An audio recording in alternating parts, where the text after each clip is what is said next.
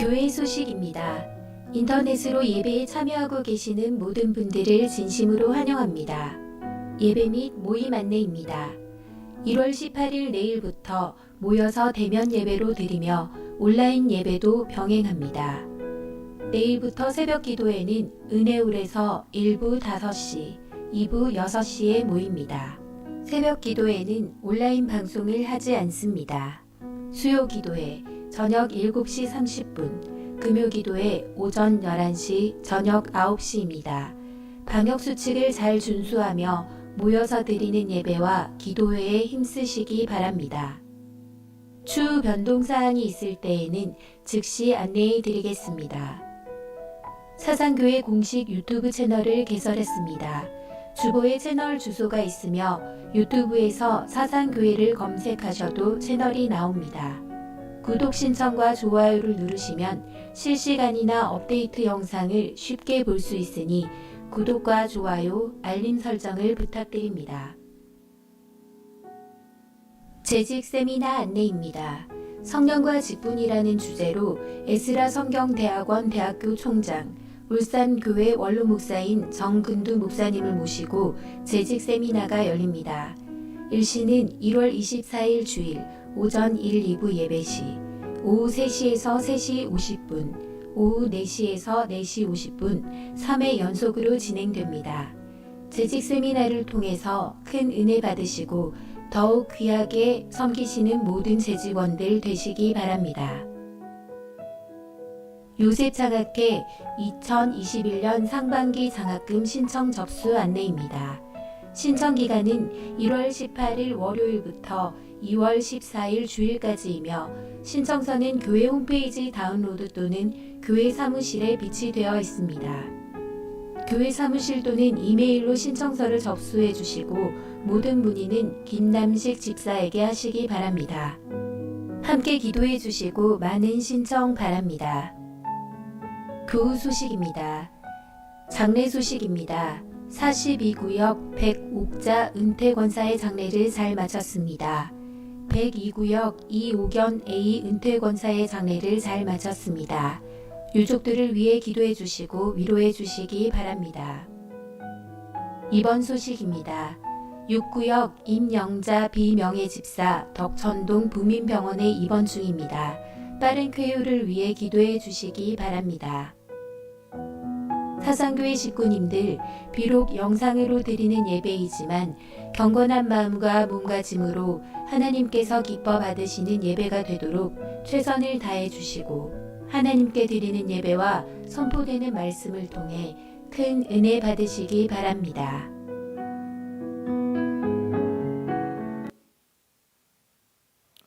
할렐루야. 1월 셋째 주일 1부 예배에 나오신 여러분들을 주님의 이름으로 환영하고 축복합니다. 우리 가정에서 함께 예배에 동참하시는 우리 모든 자녀들 그리고 또 식구들 함께 하나님 주신 바른 마음과 태도로 하나님 앞에 예배하며 나아갑시다. 우리 기도하는 마음으로 모두 자리에 일어나서 신앙 고백하며 우리 함께 예배의 자리로 나아가겠습니다. 나는 전능하신 아버지 하나님, 천지의 창조주를 믿습니다. 나는 그의 유일하신 아들, 우리 주 예수 그리스도를 믿습니다. 그는 성령으로 잉태되어 동정녀 마리아에게서 나시고 본디오 빌라도에게 고난을 받아 십자가에 못 박혀 죽으시고 장사된 지 사흘 만에 죽은 자 가운데서 다시 살아나셨으며 하늘에 오르시어 전능하신 아버지 하나님 우편에 앉아 계시다가 거기로부터 살아있는 자와 죽은 자를 심판하러 오십니다. 나는 성령을 믿으며 거룩한 공교회와 성도의 교제와 죄를 용서받는 것과 몸의 부활과 영생을 믿습니다. 아멘. 오늘도 예수 그리스도의 보혈을 의지하며 은혜의 자리로 나아갑시다.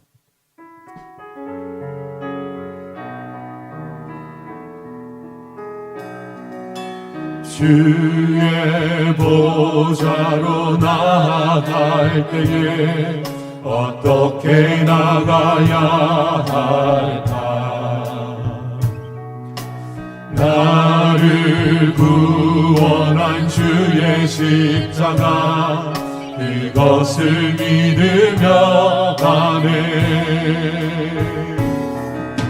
주의 보좌로 나아갈 때에 나 여전히 부족하다.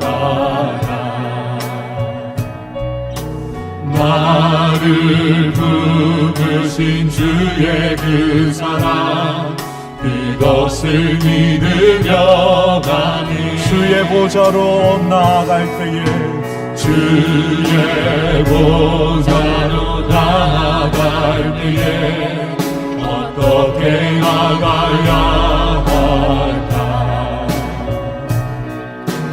나를 구원한 주의 십자가, 이것을 믿으며 가네. 주의 보좌로 나아갈 때에 주의 보좌로 나아갈 때에 나 여전히 부족하다. 나를 부르신 주의 그 사랑, 이것을 믿으며 가네.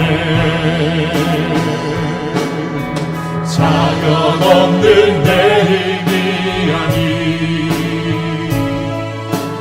오직 예수님의 보혈로. 자격 없는 내 힘이 아니 오직 예수님의 보혈로.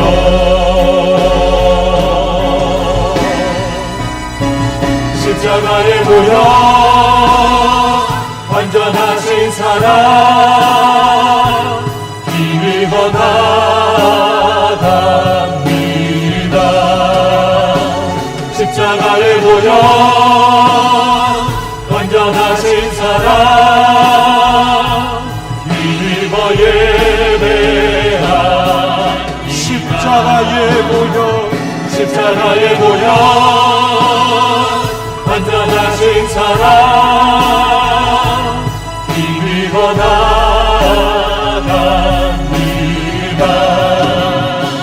십자가의 보혈, 완전하신 사랑, 힘입어 예배한. 십자가의 보혈, 십자가의 보혈, 완전하신 사랑, 힘입어 나갑니다.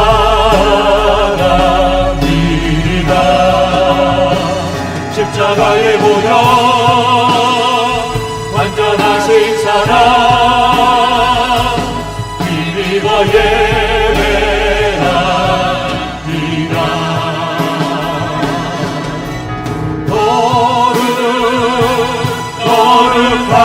거룩하다 만군의 여호와, 그 영광이 온 땅에 충만하시도다. 거룩하다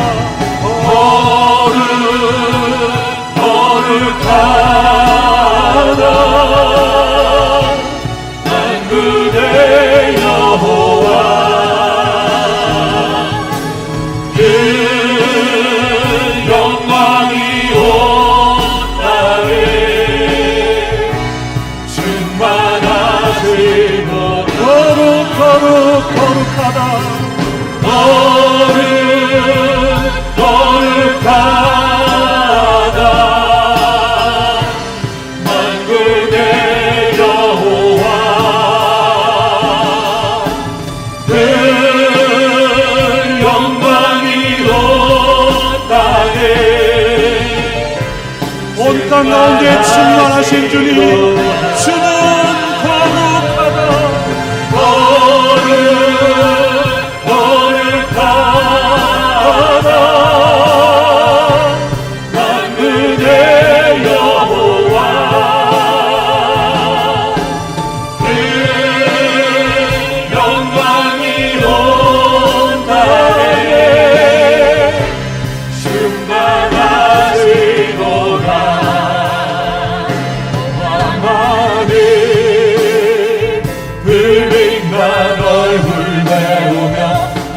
손 들고 나아가리 찬송과 존귀와 영광과 능력을 그 하늘 보좌 위에 주님 오 하나님 그린 나 얼굴 내오며 두 손 들고 나아가리 찬송과 존귀와 영광과 능력을 그 하늘 보좌 위에 주님께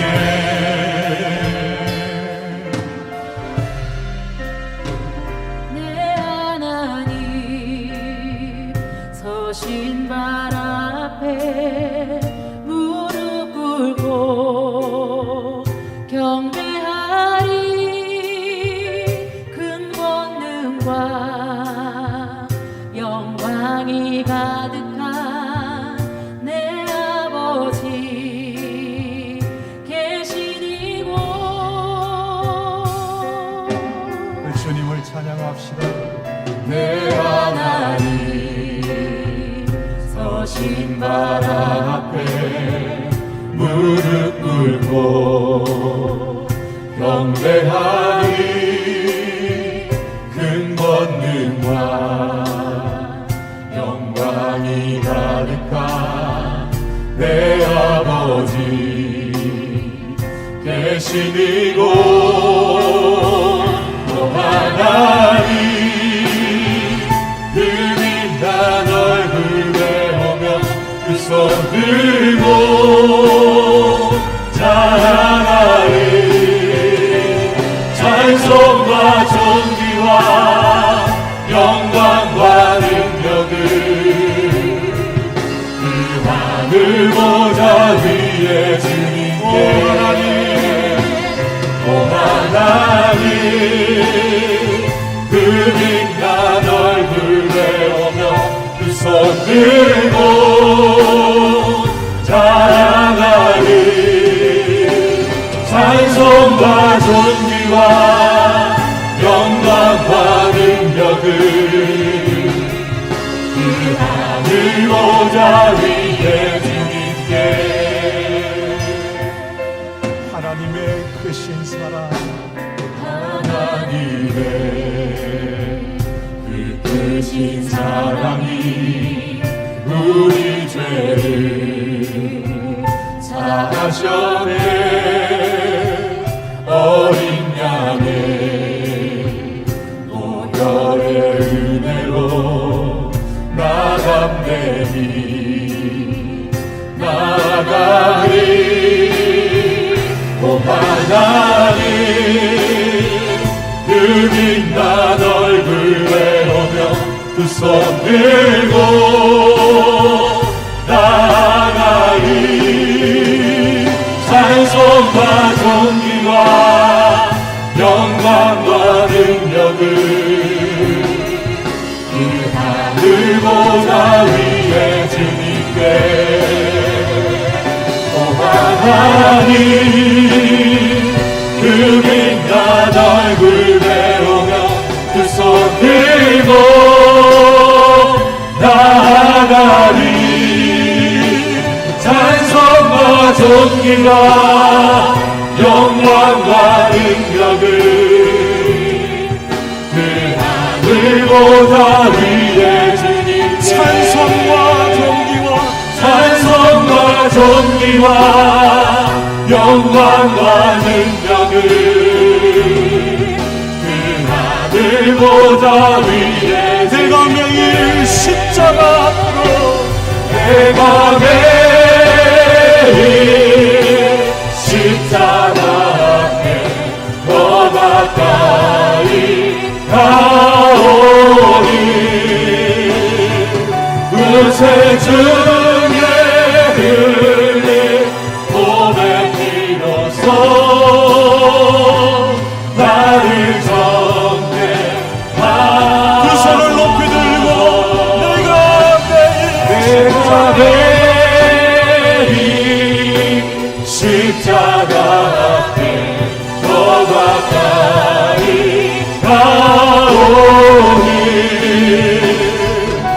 구세주의 은혜 고백비로소 나를 접대하소서. 내가 매일 십자가 앞에 더 가까이 가오니 구세주의 은혜 고백비로소 나를 정케 하소서.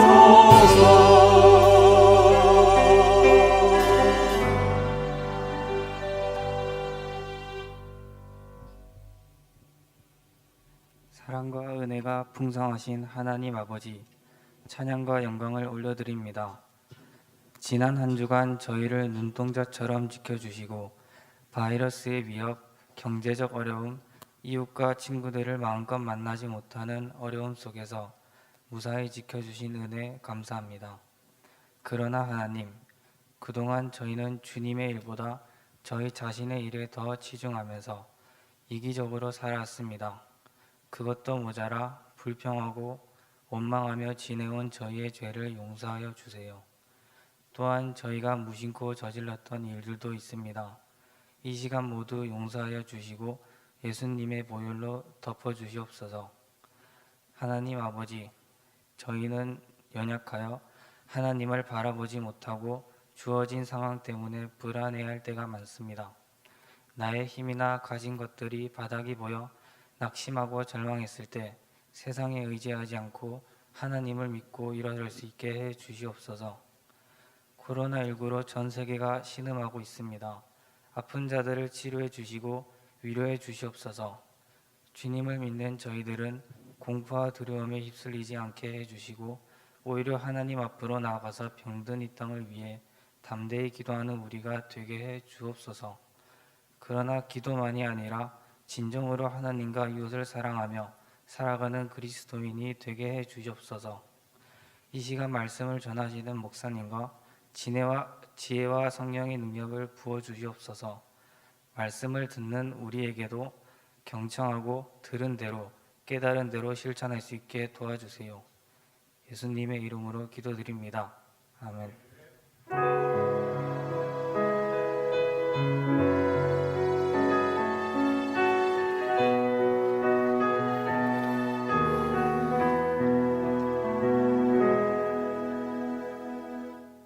이제 드린 헌금 하나님 앞에 봉헌하도록 하겠습니다. 같이 기도합니다. 사랑과 은혜가 풍성하신 하나님, 오늘 주 앞에 나와 예배드리면서 이 시간 헌금을 드립니다. 우리가 주의 은혜로 사는 것을 믿습니다. 우리의 모든 수입 역시 하나님이 우리에게 주신 것을 믿습니다. 주는 자에게 복이 있다는 그 말씀을 기쁨으로 순종합니다. 그 믿음과 사랑으로 드리는 주정 11조 감사 여러 목적 헌금을 받아 주옵소서. 어렵고 힘든 시기이지만 그래도 힘써 헌신하는 사상교회 식구들에게 성령의 위로가 있게 하여 주옵소서.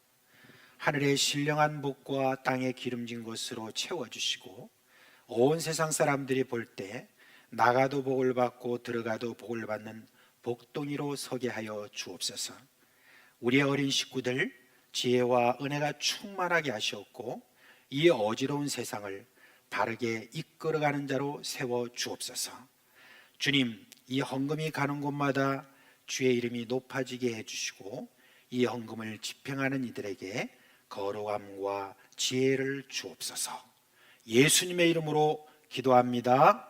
아멘.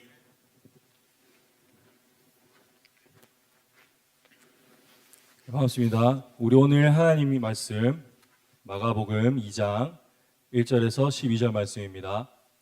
마가복음 2장 1절에서 12절입니다.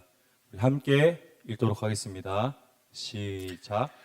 후에 예수께서 다시 가버나움에 들어가시니 집에 계시다는 소문이 들린지라 많은 사람이 모여서 문 앞까지도 들어설 자리가 없게 되었는데 예수께서 그들에게 도를 말씀하시더니 사람들이 한 중풍병자를 4사람에게 메워 가지고 예수께로 올세 무리들 때문에 예수께 데려갈 수 없으므로 그 계신 곳에 지붕을 뜯어 구멍을 내고 중풍병자가 누인 상을 달아내리니 예수께서 그들의 믿음을 보시고 중풍병자에게 이르시되 작은 자야 내 죄사함을 받았느니라 하시니 어떤 서기관들이 거기 앉아서 마음에 생각하기를 이 사람이 어찌 이렇게 말하는가 신성모독이로다 오직 하나님 한 분 외에는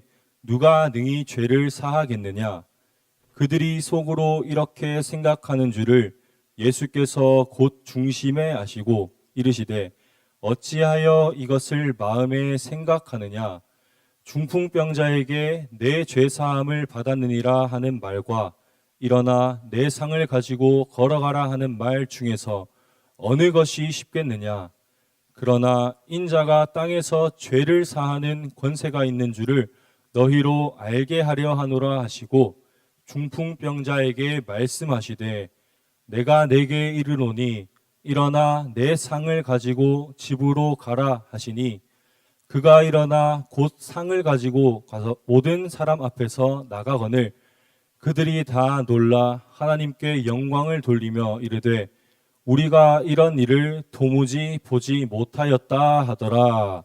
아멘. 네, 반갑습니다. 오늘 우리가 읽은 마가복음은 지난주에는 누가가 나왔는데 오늘 말씀은 마가라고 하는 사람이 지었습니다. 우리 오늘 함께 마가가 말하고자 하는 예수님이라는 제목으로 우리 함께 예수님의 이야기를 들어보도록 하겠습니다. 어느 날 예수님께서는 가버나움이라고 하는 마을에 다시 들어가셨어요. 근데 우리 예수님께서는 또 어찌나 인기가 많으신지 예수님께서 쉬려고 잠시 집에 가셨는데 수많은 사람들이 예수님이 계신 그 집에 몰려든 거예요. 얼마나 많이 몰려들었냐? 집안이 꽉 차고 예수님께서 계신 그 집의 입구까지 온 사람이 넘쳐나서 아주 발 디딜 틈이 없었어요. 예수님께서 왜 이렇게 인기가 많냐? 아픈 사람도 고치시고 귀신 들린 자도 쫓아내신다 라는 말을, 그러한 소문을 들으니까 사람들이 예수, 저 사람 어떤 사람인지 우리 막 한번 구경하러 가봅시다 해가지고 막 우르르르르 몰려와가지고 예수님이 계신 그 집에 아주 많이 몰려들게 되었어요. 예수님의 이 소문을 들은 4사람이 있었어요. 이 4사람은 중풍병자를 고치기 위해서 예수님이 계신 곳으로 찾아왔어요. 이 4사람이 중풍병자와 어떠한 관계에 있는지는 성경에서 말하진 않아요. 그런데 아마 이 아픈 사람을 고치기 위해 예수님이 계신 곳까지 데리고 온 것을 보면 아주 친한 관계였을 것 같아요. 그런데 이게 웬일? 아까 예수님이 계신 곳이 어떻다고 했죠? 사람이 너무 많은 거예요. 이 4사람, 이 중풍병자를 예수님께 데려가서 예수님께 병을 고쳐달라라고 말을 해야 되는데 들어갈 수조차 없는 거예요. 예수님을 만나고 싶은데 만나지도 못하는 거예요. 그래서 이 사람들이 어떻게 했냐? 예수님이 계신 집에 지붕으로 올라가는 거예요. 그때 당시의 집은 흙과 지푸라기로 만들어졌기 때문에 열심을 내면 구멍을 뚫을 수 있었어요. 도둑이 잘 들었을 것 같아요. 그래서 이 4사람은 지붕에 올라가서 지붕을 뜯기 시작했어요. 그리고 구멍을 내곤 예수님이 계신 그곳에 중풍병자를 줄에 달아 내렸어요. 과연 이 중풍병자는 고침을 받았을까요? 받지 못했을까요? 대답해 주세요. 고침을 받았습니다. 고침을 받았어요. 그렇다면 우리가 오늘 이 이야기에서 중풍병자가 고침을 받는 이 이야기에서 우리가 배워야 할 것은 무엇일까요? 예수님 앞에 나아가기 위해서 수많은 장애물, 많은 사람들이 있지만 그곳을 다 헤쳐 지나가서 지붕을 뚫어서라도 예수님을 만나야 합니다 라는 걸까요? 아니면은 아픈 사람을 고쳐주시는 그 예수님, 우리가 그 예수님한테 찾아가야 됩니다 라는 그러한 교훈을 우리가 배워야 할까요? 우리 한번 다시 본문을 살펴보도록 하겠습니다. 5절입니다. 예수님께서는 이 중풍병자를 고쳐주실 때 중풍병자야, 네 병이 나았다 라고 말씀하시지 않으셨어요. 예수님께서는 작은 자야, 내가 죄사함을 받았느니라 라고 말씀하고 계세요. 그러자 그곳에 앉아있던 서기관들이 생각하기 시작했어요.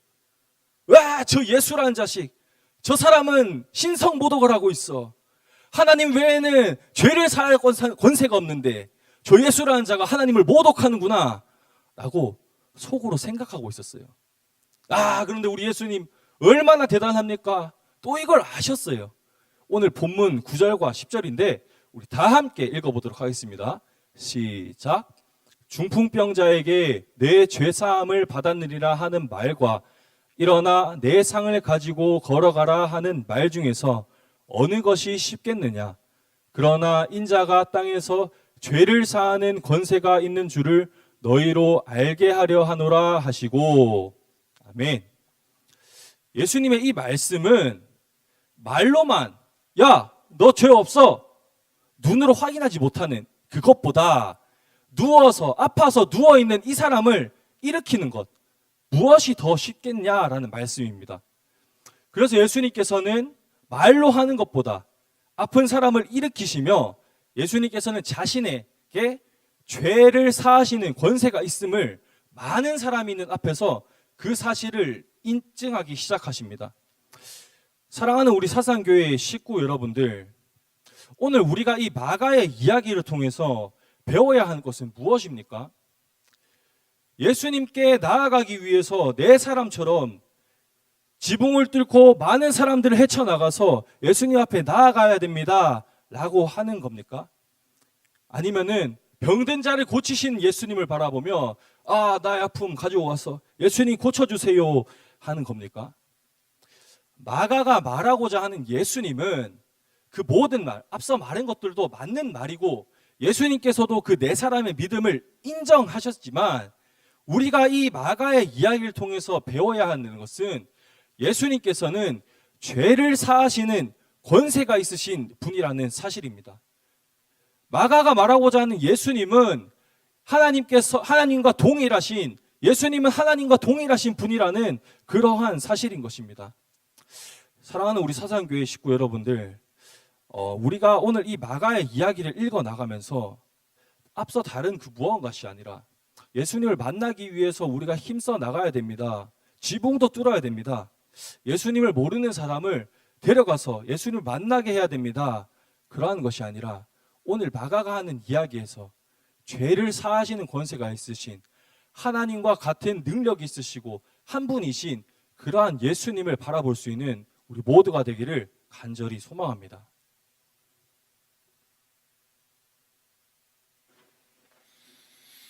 예, 감사합니다. 자, 우리 올해부터 우리 성경 암송을 이제 매주마다 이렇게 해서 한 달에 한 구절을 저희들이 하도록 그렇게 했습니다. 자, 우리 어린 식구들도 함께 이 성경 암송을 그렇게 했으면 좋겠습니다.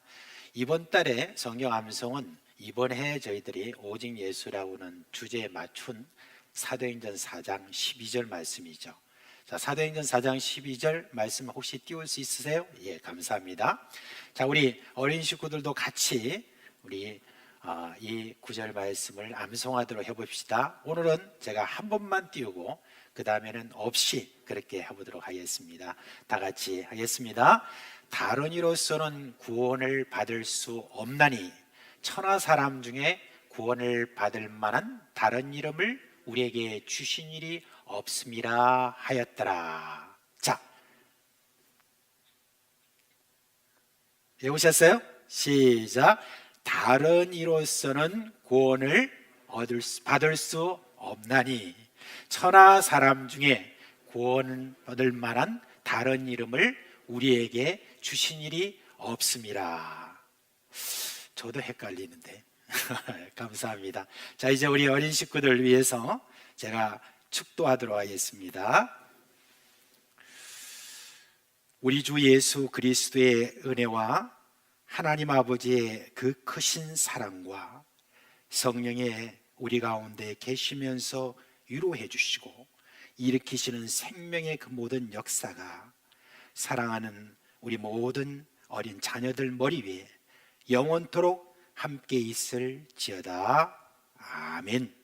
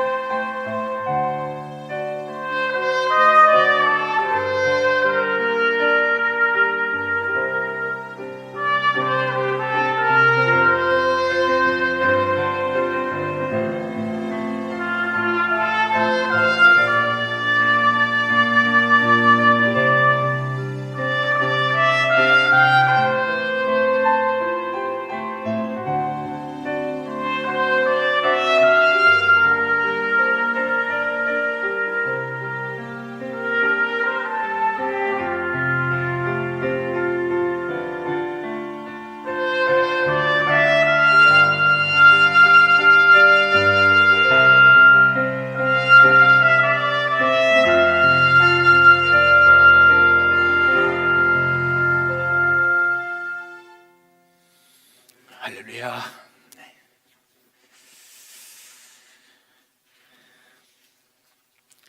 제가 두 가지만 다시 좀 광고를 좀 드리도록 하겠습니다.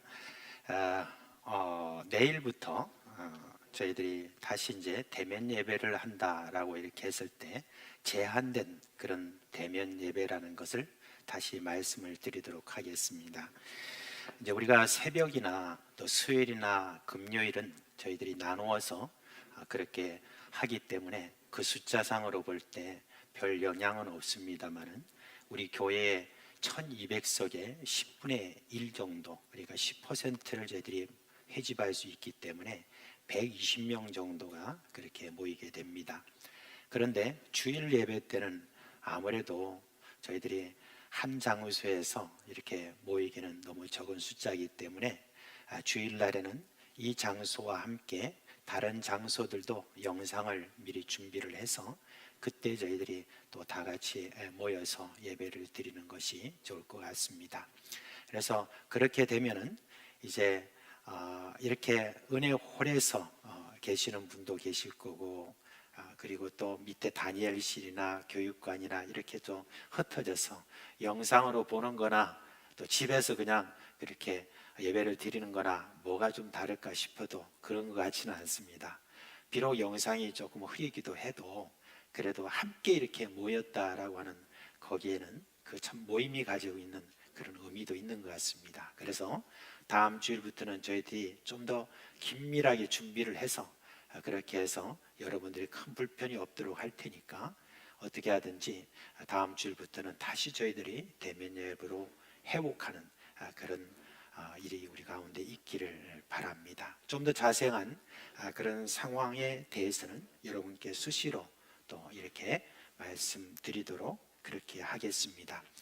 우리 사상교회는 분명하게 저희들이 정부의 시책에 저희들이 협조를 하고 어떻게 하든지 이 땅에 이제 이 코로나 바이러스가 다 좀 사라지기까지 저희들도 회집하는 이 모든 일에 있어서 저희들이 제한을 두고 방역 지침이나 모든 것들을 저희들이 성실하게 지금 계속 이행하고 있는 이걸 우리가 당의 차원에서 저희들이 결의를 했기 때문에 그대로 지금 정부 시책에 따르고 있습니다. 이제 이런 가운데서 1월 24일 제 뒤에 지금 보이고 있는 1월 24일 우리 재직 세미나입니다. 재직 세미나는 이제 우리가 12월 말이나 아니면은 바로 1월 초에 저희들이 해야 되는데 재직 임명도 늦었거니와 저희들이 세미나도 좀 이렇게 늦게 되었습니다. 근데 그냥 계속 저희들이 미루고 있을 수만은 없어서 이제 24일 날 주일날 저희들이 오전 1, 2부 예배와 오후에 3시부터 5시까지 그렇게 세미나를 하게 되는데 이번에 참 귀하신 강사님이 오십니다. 우리 정근두 목사님 워낙 유명한 분이라서 따로 소개를 안 해드려도 아마 잘 아실 줄 압니다. 우리 교회 재직이 많게는 700명 가까이 되고 650명 정도가 되는 재직이 있습니다. 이렇게 많은 우리 재직 분들이 자기 자신의 그 받은 이 소명, 이렇게 직분 여기에 따라서 잘 이렇게 행한다고 하면은 하나님께서 또 얼마나 큰 복을 주실까요? 그래서 그런 기대하는 마음으로 여러분 이번에 성령과 직분이라는 이 참 좋은 이 주제를 가지고 하니 많이들 좀 참여를 해 주시기 바랍니다. 자, 이제 하나님 말씀 보겠습니다. 다니엘서 2장 31절로 35절에 있는 말씀입니다. 다니엘서 제가 가지고 있는 성경 1235페이지인데요. 1234페이지. 자, 다니엘서 2장 31절로 35절의 말씀 함께 읽도록 하겠습니다. 왕이여, 왕이 한 큰 신상을 보셨나이다. 그 신상이 왕의 앞에 섰는데 크고 광채가 매우 찬란하며 그 모양이 심히 두려우니 그 우상의 머리는 순금이요 가슴과 두 팔은 은이요 배와 넓적다리는 노시요 그 종아리는 쇠요 그 발은 얼마는 쇠요 얼마는 진흙이었나이다. 또 왕이 보신즉 손대지 아니한 돌이 나와서 신상의 쇠와 진흙에 발을 쳐서 부서뜨리매 그때 쇠와 진흙과 녹과 은과 금이 다 부서져 여름 타작마당에 겨같이 되어 바람에 불려 간 곳이 없고 우상을 친 돌은 태산을 이루어 온 세계에 가득하였나이다. 아멘. 역사적인 그런 유물 중에 오늘날까지도 그걸 어떻게 만들었을까라고 참 의문이 나는 그런 참 유물들이 있습니다. 그것을 사람들은 뭐라고 말하냐면 불가사의라고 이렇게 이야기하죠. 그래서 소위 5대 불가사의, 7대 불가사의, 10대 불가사라 그렇게 이야기를 합니다. 또 역사를 말할 때 역사에는 아이러니가 있다 그렇게 이야기합니다. 근데 여러분, 이 아이러니라는 말은 우리나라 말로 하면 역설이라고 이렇게 하는데, 역사에 역설이라고 하는 것이 있습니다. 이렇게 말하면 좀 어린 사람들 잘 모를 수 있지만은 이거는 예를 들면 이렇습니다.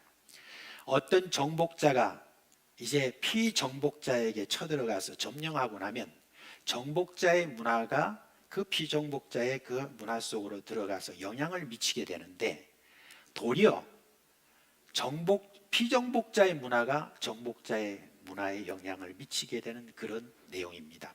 하나 예를 들면 이렇습니다. 로마가 이 그리스를 점령했죠.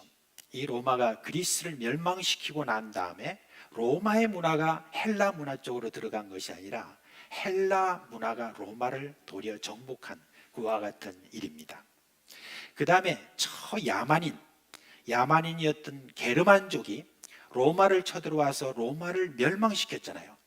그런데 이 게르만족이 로마에 들어와서 이 자신들의 우상을 버리고 회개해서 그리고 예수 그리스도를 믿고 그리스도인이 된 다음에 세상이 이 게르만족의 핵심이 된 나라인 이 독일이라는 나라는 계속해서 융성해져 가지고 나중에 종교 개혁의 중심이 되는 그런 나라가 된 것을 볼 수가 있습니다. 그에 못지않는 역사에 또 하나의 아이러니가 있는데, 그것은 오늘 우리가 본 다니엘서를 통해서 볼 수 있습니다. 이 다니엘, 이 사람은 포로로 잡혀갔죠. 어디로요? 바벨론의 포로로 잡혀갔습니다. 여러분, 이스라엘이 이전에 하나님을 섬길 때는 하나님께서 복을 주셨습니다. 그러나 하나님을 버리고 저들이 우상을 섬길 때 하나님께서 주변 나라들을 일으켜서 저들을 계속 괴롭히다가 결국은 저들이 하나님을 완전히 버린 그런 상태에서 하나님께서 이제는 저들을 벌을 주셔서 북이스라엘은 아시리아라고 하는 나라에 완전히 멸망당하고, 그리고 남유다는 이제 바벨론에 의해서 멸망을 당하게 됩니다.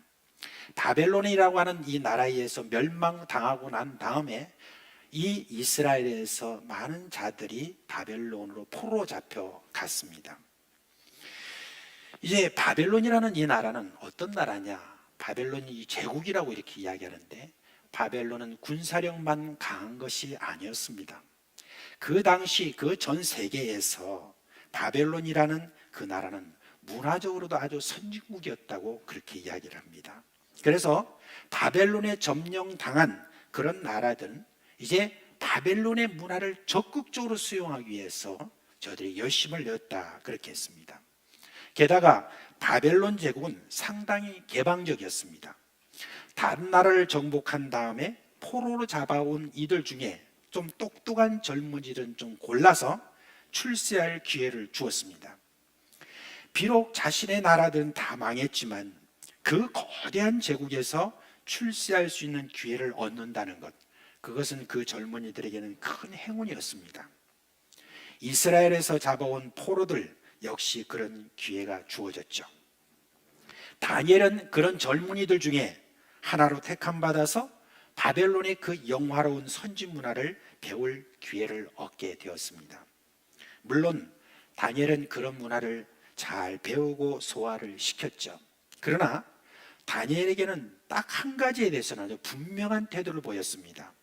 비록 포로로 잡혀갔지만 자신이 섬기는 하나님에 대한 신앙은 굳게 지켰던 그런 사람입니다. 그래서 그 일을 통해서, 이 다니엘을 통해서, 다니엘이라는 한 사람을 통해서 바벨론 제국은 다니엘이 섬기는 하나님에게 정복을 당했습니다. 심지어 다니엘은 바빌론이라고 하는 제국뿐만 아니라 메데 페르시아 제국에서도 가장 영향력 있는 인물이 되었고, 왕들은 그가 섬기는 하나님을 찬양했습니다. 그래서 오늘 우리가 이 보는 내용은 바로 그 일이 시작되는 그 내용을 이렇게 우리가 보게 되는 것입니다. 나는 새도 떨어뜨린다라고 하는 권세를 가진 느부갓네살 왕의 마음이 영 편치가 않았습니다. 어젯밤 꿈꿈이 너무너무 생생해서 이것이 도대체 뭘 말하는지 식사도 거르고 일정도 다 미루고 곰곰이 그렇게 생각해 봤습니다. 그런데 아무리 생각을 해도 이해가 되지 않았어요. 그러자 이것을 그 당시 국가의 존망을 따지고 국가가 가야 할 길을 제시하는 지혜자들에게 물어봐야 되겠다라고 생각을 했어요. 그런데 갑자기 이런 생각이 들었습니다. 만약에 내 꿈을 이들에게 말하고 한다면은 그 해석이 바를지 그럴지 어떻게 알 수 있겠느냐.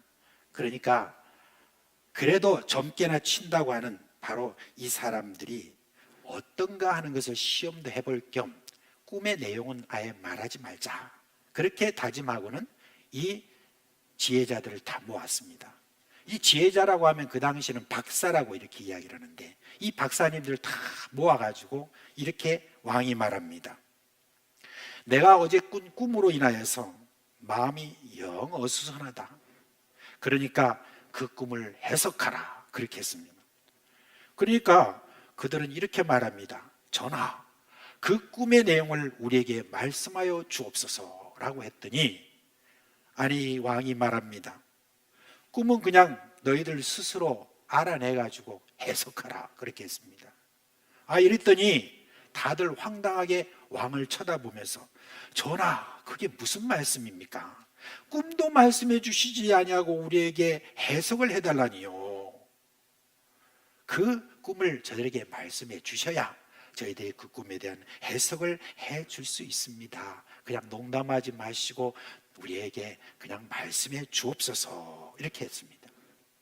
그러니까 왕이 크게 화를 내면서 너희들이 지금까지 내 곳간에서 나는 음식과 옷과 마시는 것들을 다 자유롭게 누린 것은 바로 이런 때를 위한 것이 아니겠느냐. 그러니까 너희들이 그동안 이렇게 지혜롭다고 했던, 그렇게 떠들어댔던 그것이 정말 얼마나 신통한지 내가 한번 알아보려고 한다. 당장 가서 알아놔라. 만약에 정한 기한에 알아내지 못하면 너희 모두 사형이다. 이렇게 한 것입니다. 왕의 태도가 너무나 확실하니까 더 이상 말을 잇지 못하고 모두 나와가지고 이를 어쩌면 좋으냐. 왕이 우리를 죽이기로 작정한 것 같아. 라고 발을 동동 구르기 시작했습니다. 어떻게 하든지 선을 대어서 그 꿈이 무엇인가 알아보기 위해서 내시들과 측근들에게 다 알아봤지만은 아무도 말을 해주지 못했습니다. 왜냐하면 왕은 아무에게도 그 말을 하지 못했기 때문인 겁니다. 이제 경호대장이 왕이 정한 날에 그들을 모두 죽이기 위해서 경호원들을 준비시키기 시작했습니다. 이제 그것을 본 다니엘이 평소에 좀 알고 지내던 경호대장이었기에 가서 이게 무슨 일입니까? 라고 이렇게 물었더니 이리저리 해서 모두 다 처형당할 처지라고 하면서 너희들도 대상인데 어떻게 하면 좋을까? 이렇게 이야기했습니다. 그러자 다니엘이 경호대장 아리옥에게 왕을 뵙도록 좀 허락해달라 그렇게 했습니다. 그 당시에 이 다니엘의 위치는 아주 저 박사제 가운데 저 아래쪽이거든요. 그러니까 왕을 어떻게 아련을 할 수 있겠습니까? 그런 위치가 아니잖아요. 그런데 이 경호대장 아리옥이 지금 상황을 이렇게 보니까 야 이러다가는 우리나라에 있는 모든 박사들 다 죽임을 당하겠다라고 하는 어떤 이 큰일 나겠다는 그런 위기감을 가지고 지푸라기라도 좀 잡자라고 하는 그런 심정을 가지고 이 다니엘을 데리고 왕 앞으로 갔습니다. 그리고 다니엘은 왕한테 이렇게 말합니다. 저에게 좀 시간을 주세요. 제가 그 해석을 알려드리겠습니다. 뭘 믿고 이 다니엘이 그렇게 담대하게 말할 수 있었을까요? 다니엘의 마음속에서는 자기가 믿는 하나님에 대한 그런 분명한 믿음이 있었기에 그렇게 하지 않았겠습니까? 그죠? 이제 다니엘은 그래도 친구 셋한테 이렇게 이야기했습니다. 내가 오늘 왕에 가서 담대하게 그 꿈에 대한 해석을 알게 해드리겠다고 내가 이렇게 했는데 너희들 나를 위해서 좀 기도 좀 해달라. 그렇게 하면서 하나님 앞에 나아가 다니엘이 간절히 그렇게 기도하기 시작했습니다. 하나님, 우리를 살려주옵소서. 왕이 꾼 꿈이 무슨 꿈인지를 알려주시기를 간절히 바라고 원합니다. 그렇게 기도를 했더니 드디어 하나님의 환상으로 그 꿈을 생생하게 보여주시고, 그리고 그 꿈의 해석까지 다 알게 되었습니다. 이것을 보고 난 다음에 이 다니엘이 하나님을 향하여 이렇게 찬송합니다. 영원부터 영원까지 하나님의 이름을 찬송할 것은 지혜와 능력이 그에게 있음이로다. 그는 때와 계절을 바꾸시며 왕들을 폐하시고 왕들을 세우시며 지혜자에게 지혜를 주시고 청명한 자에게 지식을 주시는도다. 여러분, 이 다니엘의 이 찬송의 말은요, 다니엘의 입으로 끝나질 않았어요.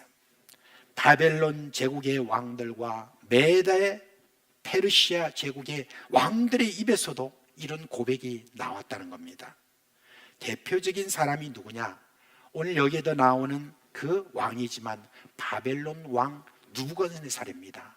이 느부갓네살 왕이 이후에 저가 또 다른 어떤 일을 당하고 난 다음에 그 다음에 하나님을 향하여서 이런 찬송을 했습니다. 지극히 높으신 이가 사람의 나를 다스리며 자기의 뜻대로 그것을 누구에게든지 주시는 줄을 알게 되었다. 그 권세는 영원한 권세요 그 나라는 대대에 이르로다. 그렇게 했습니다. 이후에 나와 있는 페르시아 왕들도 비슷한 그런 고백을 한 것을 볼 수 있습니다. 그렇습니다. 하나님은 세상의 모든 권세를 세우시기도 하고 폐하시기도 하시는 주권자입니다. 그 주권자를 두려워하지 않고 무시하는 그런 사람들에게는 하나님이 지금도 아주 비참한 종말을 맞게 하십니다. 여러분, 예수님이 빌라도에게 하신 말씀을 여러분 기억하십니까? 빌라도가 예수님에게 이렇게 말을 했습니다. 내가 너를 십자가에 못 박을 권세도 있고 그리고 살릴 수 있는 권세가 있다. 그렇게 이야기했을 때 예수님께서 뭐라고 말씀하셨습니까? 하나님께서 너에게 권세를 주시지 아니했다면 너는 나에게 손끝 하나 댈 수 없다. 그렇게 말씀하셨습니다. 그렇습니다. 사랑하는 여러분, 우리 하나님의 자녀들은 이 땅에서 일어나는 모든 권세, 이 권세를 하나님이 주관하고 계신다는 것, 하나님께서 세우시기도 하고 폐하시기도 한다는 것, 이거 여러분 꼭 믿고 살아야 되겠습니다. 이제 다니엘이 느부갓네살 왕에게 꿈을 말하고 해석해 주기 시작합니다. 그 꿈의 뜻을 설명하기 전에 다니엘은 느부갓네살 왕에게 이렇게 말합니다. 왕은 왕 이후에 어떤 일이 있을지 고심하고 있었죠 라고 이렇게 이야기합니다. 여러분, 세상의 왕들은 그래도 왕들인 것 같습니다. 그래도 왕이기 때문에 내 이후에 어떤 일이 날지 그것에 대해서 고심을 하는 것 같습니다. 특별히 느부갓네살 왕이라는 이 왕은 굉장히 대단한 왕이었기 때문에 자신은 이후에 있을 그 일들에 대해서 더욱더 많이 생각을 했던 그런 사람인 것 같습니다. 그런데 꿈이 너무 이게 생생했던지 그 꿈에 그냥 집중한 바람에 자신이 뭘 고민하고 있었는지를 그냥 잊어버렸던 것 같아요.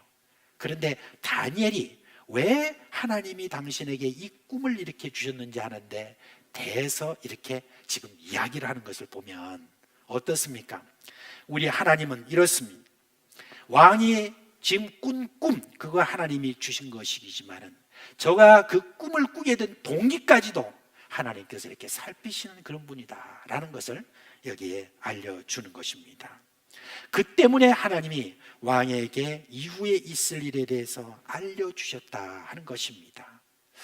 뒤에 나오는 여러 어떤 제국의 그 왕들에 대해서도 하나님께서 말씀하실 때 내 종이다 이렇게 말한 것처럼 느부갓네살도 하나님이 세우신 그런 왕이기에 느부갓네살 왕에 대한 그러한 지금 지혜와 또한 이후에 있을 일에 대해서 알려주는 이 모든 것들에 대해서도 하나님께서 이 느부갓네살을 사용한 것을 볼 수가 있습니다. 이제 그 꿈에 대한 그 내용, 오늘 여러분이 이렇게 나와 있죠. 꿈에 대한 내용이 나오는데 큰 신상이 그 지금 광야에 이렇게 세워져 있는데 그 머리는 금이고 그리고 이 가슴과 팔은 다 은이고 그리고 가슴은 노시고 그리고 다리와 이 종아리와 그리고 발은 다 쇠로 되어 있는데 이 발 밑에는 진흙과 쇠로 이렇게 나눠져 있는 그걸 가지고 이게 세석을 해주고 있습니다. 먼저 금머리는 누구를 말하느냐? 바벨론 왕이신 느부갓네살 당신을 이야기합니다. 근데 그 다음에 또 다른 나라가 세워질 것인데 이 그 다른 나라는 뭐냐면 이 팔과 같은 가슴과 같은 그러한 어떤 지금 이 은과 같은 것인데 그것은 여러분 이제는 해석이 됐죠. 어느 나라입니까? 페르시아를 이야기하는 것이죠. 그 다음에 이후에 있을 그 또 다른 제국이 일어날 것인데 그 제국은 녹과 같은 그런 제국인데 그 제국은 뭐냐? 여러분 헬라 그리스 제국을 이야기합니다. 그 이후에 있을 바로 또 다른 제국이 쇠와 같이 아주 강한 그런 나라가 나타날 것인데 그 나라가 바로 로마 제국을 이야기합니다. 근데 그 로마 제국이 어떻게 되죠? 둘로 나눠지지 않습니까? 진흙과 그 다음에 이 쇠로 나눠지는 것처럼 그렇게 하는 것을 지금 이제 해석을 해주고 있습니다. 그런데 그 이후에 나타나는 손대지 않은 돌이 날아와서 쇠와 진흙으로 된 발을 치자 우상이 넘어지는데 깨워져 가지고 가루가 되어서 바람에 날아가 버렸다고 그렇게 말합니다. 그리고 난 다음에 그 돌은 태산을 이루어서 온 세계에 가득했다 그렇게 했습니다. 그 뜨인 돌, 그 돌은 무엇입니까? 여러분 예수님이 이 뜨인 돌에 대해서 말씀하셨어요. 누가복음 20장 17절에서 18절에 보면 그들을 보시며 이르시되 그러면 기록된 바 건축자들의 버린 돌이 모퉁이의 머릿돌이 되었니라 함이 어찌미냐 무릇 이 돌 위에 떨어지는 자는 깨어지겠고 이 돌이 사람 위에 떨어지면 그를 가루로 만들어 흩으리라 그렇게 했습니다. 여기서 돌이라는 것은 뭘 말하느냐? 예수님 자신을 가리켜 하신 그 말씀입니다. 이 돌이 사람 위에 떨어진다는 것은 뭘 말하느냐? 세상 나라에 속하여 그냥 그곳에서 머물고자 하는 그런 자들에게는 예수님이 떨어지면 그 위에 떨어지면 가루가 된다는 바로 그 이야기입니다. 그런데 앞서 돌 위에 떨어지는 자는 깨어지겠고라는 그 말이 무엇입니까? 베드로가 이런 말씀하셨습니다. 베드로전서 2장 4절 5절 상반절에 보면 사람에게는 버림받았으나 하나님께는 택하심을 입은 보배로운 산돌이신 예수께 나아가 너희도 산돌같이 신령한 집으로 세워지고 라고 그렇게 했습니다. 여러분 예수를 믿는 자는 그 돌에 떨어져서 자기 자신은 깨어지겠지만 그러나 돌에 붙여진다는 바로 그 이야기입니다. 이렇게 그리스도의 몸에서 시작된 돌이 이제 돌이 돌을 낳으면서 태산이 되어서 영원히 무너지지 않는 하나님의 나라가 된다는 바로 그 환상인 것입니다. 여러분 예수를 믿는 여러분은 사람의 손에 의하지 아니한 뜨인 돌인 그리스도의 몸에 붙여진 분들입니다. 아직 붙어있지 않는 그런 분들이 있다고 한다면 예수 그리스도를 믿음으로 말미암아 이제 여러분이 예수께 붙기를 축원합니다. 예수님 아닌 세상 나라에 그대로 붙어 있으면 예수 그리스도께 돌에 의해서 부서지고 가루가 되는 것입니다. 오직 예수에게 붙어야만 살 길이 열리는 것입니다. 여러분 세상 나라가 언제 바람에 날리듯이 완전히 사라지느냐 거기에 대해서는 우리가 알 수 없습니다. 그런데 예수님이 말씀하셨습니다. 온 민족에게 복음이 전해지는 그때라고 이렇게 말을 했습니다. 제가 지난 금요일 날 흔들리지 않는 나라를 설명하면서 어거스틴의 하나님의 도성을 제가 설명드렸습니다. 그때 들으신 분이라도 한 번 더 이렇게 들어주시면 고맙겠습니다. 어거스틴이라는 사람은 이 세상에 하나님 나라를 건설하는 일을 위해서 참 열심을 냈던 그런 분입니다. 그리고 당시 로마는 기독교를 공인하고 그리고 기독교가 융성하게 이렇게 일어나는 그런 시기에서 이 어거스틴은 바로 지금 로마를 하나님의 도성으로 만들고 그리고 이 하나님의 도성이 점차 이 모든 나라를 점령하면서 그렇게 하나님의 도성이 온 세계에 퍼져가기를 원하는 그런 마음을 가지고 열심을 갖고 섬겼습니다. 그런데 이 로마가 보니까 점차 타락해가지고 정치 지도자들뿐만 아니라 성직자들의 타락이 점점 심해집니다. 그러면서 이제 그 로마 변방에서 이제는 점점 이교도들, 우상을 섬기는 자들이 그 변방부터 계속 침략하면서 이렇게 점점 이 로마 제국을 이제 망하게 만드는 그런 어떤 지금 징조를 보이기 시작합니다. 이것을 본 어거스틴이 굉장히 충격을 받았습니다. 오히려 확장을 해야 되는데 어떻게 로마 제국이 더 지금 이렇게 쪼그라드는 그런 모습을 보면서 어떻게 이와 같이 하나님의 도성이라고 하는 기독교 나라라고 하는 게 이게 무너지고 있을까? 이거는 융성하게 되고 더 융성에 대해서 확장을 해야 되는데 어떻게 이럴 수 있을까? 그렇게 고민을 하면서 어거스틴은 하나님 앞에 나아갔습니다. 그리고 저가 깨닫고 난 다음에 이렇게 회개를 했습니다. 내가 보이는 하나님의 도성의 마음을 빼앗겨서 보이지 않는 하나님의 도성을 보지 못했다라고 고백을 했습니다. 그리고 난 다음에 쓴 책이 뭐냐면 바로 하나님의 도성이라는 책입니다. 여기에 대해서 어거스틴은 이렇게 말합니다. 하나님의 도성은 지금도 이 땅에서 자라나고 있다. 겉보기에는 하나님의 나라가 그렇게 자라는 것을 못 보겠지만 복음이 계속 세상 나라에 퍼지는 것은 바로 하나님의 도성에 속한 사람들이 점점 채워져 간다라고 그렇게 이야기를 하고 있습니다. 저도요 한때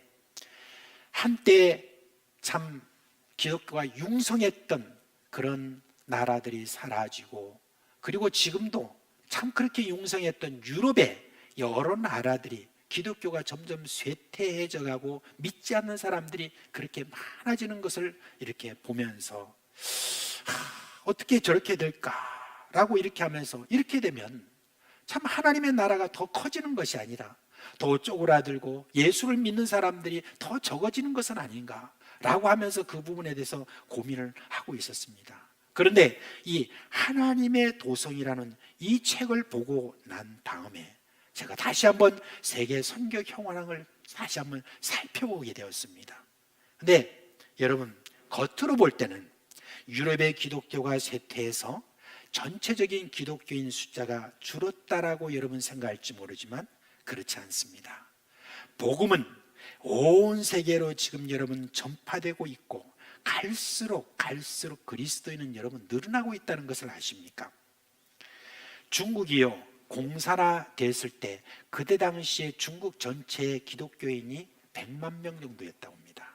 근데 여러분 이후에 공산화된 지 35년이 좀 지났나요? 47년이니까 얼마나 됐을까요? 37년 정도 지난 1984년에 개방이 되어가지고 그 안에 CIM이라고 차이나 일랜드 미션이라고 하는 그런 어떤 한 요원이 들어가서 살펴보니까 세상에 기독교인이 몇 명으로 늘었냐면 8천만 명으로 늘어났다는 것입니다.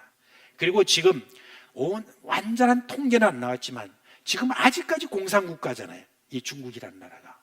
그런데 여러분 그 지금 중국의 기독교인이 벌써 1억을 넘었습니다. 그리고 2019년에 여러분 발표한 바에 의하면 이란이 지금 기독교가 계속해서 부흥을 해서 지금 기독교 인구가 폭발적으로 늘어나고 있다는 것 혹시 아십니까? 그리고 터키의 그리스도인에 대한 핍박이 최근에 크게 일어났었죠. 그런데 그런 핍박이 일어날수록 희한하게 그리스도인이 더 늘어난다는 것을 볼 수가 있습니다. 여러분 저는 북한에 대해서 잘 모릅니다. 그리고 북한을 다녀온 분들도 뭐라고 말은 하는데 그러나 북한의 진짜 기독교인 실상 그리고 그리스도인의 실상에 대해서는 다 잘 모르는 것 같습니다. 근데 여러분, 북한이 어느 날 열렸다고 여러분 생각해 보십시오. 북한이 어느 날 열렸을 때 여러분, 우리 대한민국에서 지금 준비하고 있는 북한에 올라가서 교회를 개척하자 라고 이렇게 말하는 어떤 그런 분들을 참 당황하게 만드는 일이 일어날 것 같습니다. 그거 뭐냐면, 그런 어떤 핍박 속에서, 그 핍박 속에서, 용광로와 같은 그런 핍박 속에서 저들이 견디고 믿음을 유지해왔던 순수한 그리스도인들이 그날 드러날 것입니다. 그렇게 드러날 때 여러분, 과연 우리가 저들보다 더 순수한 어떤 마음으로 그렇게 복음을 저들에게 전할 만큼 그렇게 힘이 있겠나, 저는 그렇게 생각을 합니다. 여러분, 핍박이 더하고 환란이 많은 바로 그곳에 기독교가 그렇게 융성하게 되는 어떤 그런 모습들을 오늘도 우리는 볼 수가 있는 것입니다. 여러분, 하나님의 나라는 그렇습니다. 하나님에 의해서 자라나고 있습니다. 아무리 세상 나라가 융성한 것처럼 보일 때라도 하나님 나라는 성장하고 있습니다.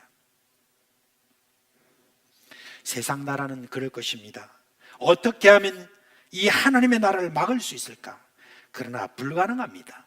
이 하나님의 나라의 성장을 막으려고 하는 자들은 다 가루가 될 것입니다. 시편 2편에 보니까 어찌하여 이방 나라들이 분노하며 민족들이 헛된 일을 꾸미는가? 세상의 군왕들이 나서며 관원들이 서로 꾀하여 여호와와 그 기름 부은 받은 자를 대적하며 우리가 그들의 맨 것을 끊고 그의 결박을 벗어버리자 하는도다.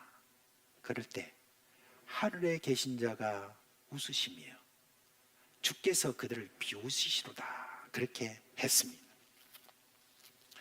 여러분, 하나님의 나라는 영원한 나라요, 뜨인 돌이신 예수님의 나라입니다. 예수님의 나라는 지금도 성장하고 있습니다. 결국은 세상 나라는 온데간도 없어지고 예수님의 나라만 남을 것입니다. 여러분, 세상은 바로 이 방향으로 계속 흐르고 있고 지금도 중단된 적이 없고 계속 그렇게 지금 나아가고 있는 바로 그 지금 순간에 여러분이 살고 있다는 것입니다. 할렐루야. 사랑하는 사상교회 식구 여러분, 세상의 결국은 이 뜨인 돌의 나라가 됩니다. 우리는 바로 그 나라의 백성입니다. 돌이 계속 쌓여가는 이 역사는 그가 오시기까지 계속될 것입니다. 그리하여 마침내 온 세상에 가득할 것입니다.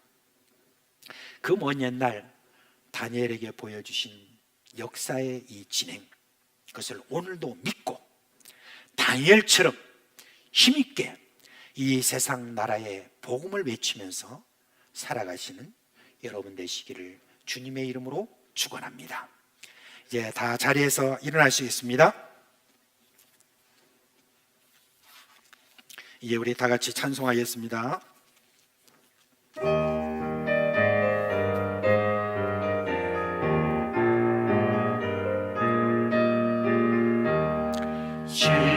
시온성과 같은 교회 그의 영광 한없다 허락하신 말씀대로 주가 진히 세웠다 반석 위에 세운 교회 은들자가 느르랴 모든 모수에 못사도 아무 근심 없도다 생명샘이 솟아나와 모든 성도 마시리 언제든지 흘러넘쳐 부족함이 없도다 이런 물이 흘러가니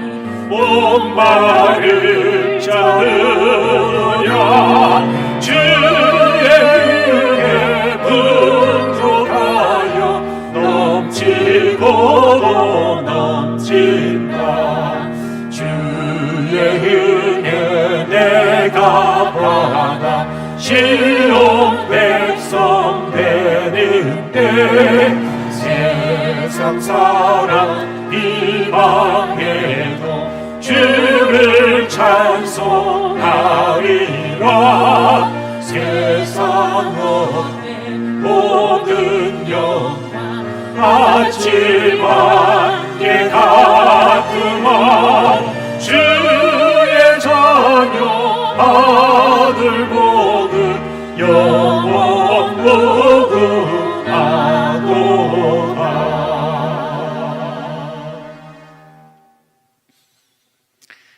우리 주 예수 그리스도의 은혜와 하나님 아버지의 그 크신 사랑과 성령의 우리 가운데 계시면서 위로하시고 또 일으키시는 그 모든 생명의 역사가 주 예수 다시 오실 때까지 계속 이 하나님의 나라가 융성 발전하는 것을 굳게 믿고 살아가는 하나님의 자녀들 머리 위에와 그리고 가정과 그리고 하시는 모든 생업이 영원토록 함께 있을지어다. 아멘.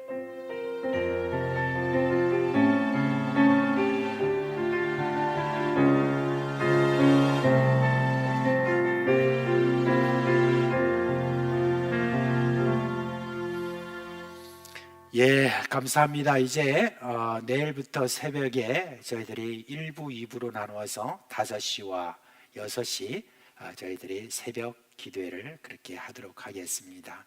아무튼 우리가 예배당을 또 잘 지키고 또 저희들이 함께 기도하는 마음으로 많이 나와 주셔서 함께 기도했으면 좋겠습니다. 자, 여러분 가정에 주의 평안과 은혜가 함께하기를 간절히 바랍니다. 감사합니다.